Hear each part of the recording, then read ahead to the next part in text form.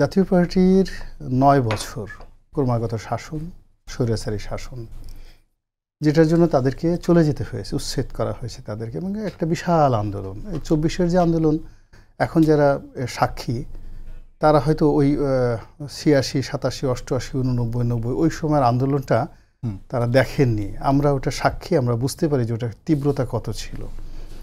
তো এই জাতীয় পার্টি আবার যখন রাজনীতিতে পুনর্বাসিত হয়েছে, আমরা যখন ওই সময়টাতে রাজপথে ছিলাম, ওটা আমাদের জন্য একটা ভীষণ রকম চপেটাঘাত, ভীষণ রকম চপেটাঘাত। পুরো ৮০ দশকে যারা ছাত্র রাজনীতি করেছেন, ইনক্লুডিং মান্না ভাই সহ সবাই, জাতীয় পার্টির নাম শুনলে আমাদের গোসা এসে যায়। এখন যদি হঠাৎ করে জুলাই যোদ্ধা যারা আছে তাদের সামনে শেখ হাসিনাকে বসিয়ে দেওয়া হয়, তাদের সামনে ছাত্রলীগ, যুবলীগ সবাইকে যদি আনা হয়, আবার যদি জয় বাংলা, বাংলার জয়, বঙ্গবন্ধুর গান বাজানো হয়, ওদের যেভাবে কষ্ট লাগবে।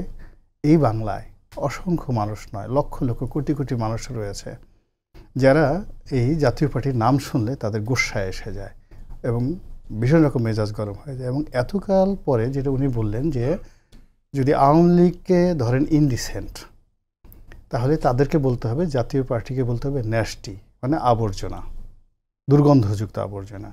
নিজেদের ৯ বছরের কুকর্ম, সেই কুকর্মটা আবার পরবর্তীকালে তারা গলিয়ে পচিয়ে তারপরে শেষে সেটাকে আবার দুর্গন্ধযুক্ত করে আওয়ামী লীগের যে বর্জ্যগুলো আছে সেই বর্জ্যের সঙ্গে মিলিয়ে তারা বাংলাদেশের রাজনীতির নামে যা কিছু উপহার দেওয়ার চেষ্টা করেছে, সেটা গণতন্ত্র ধ্বংস করেছে, রাজনীতির যে কালচার সেটাকে ধ্বংস করেছে, এবং এখন পর্যন্ত এই সেম কাজটা করে যাচ্ছে। আমি কোনো অবস্থাতে সাপোর্ট করি